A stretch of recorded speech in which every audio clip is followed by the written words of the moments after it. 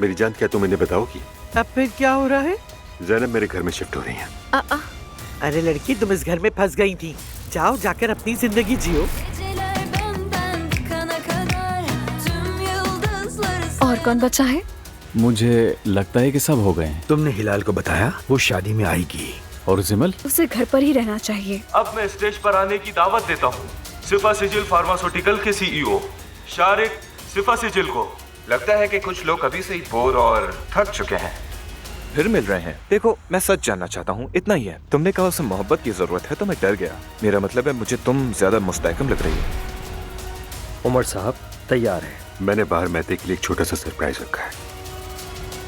Lights है, camera है, जैसा तुम चाहते हो सब कुछ वैसा है यहाँ। मैं इतनी एक्साइटेड हूँ रोहान कि बता नहीं सकती। तुम कैसे समझी? तुम्हें मैं जानती हूँ रमीज, लेकिन फिक्र नहीं करो, नूर को इसका पता नहीं चलेगा। जिस औरत की हम बात कर रहे हैं वो शादीशुदा है रमीज। होश में आ जाओ तुम। अच्छा मैं चलती हूँ, बहुत काम पड़े हैं। खुशामदीद।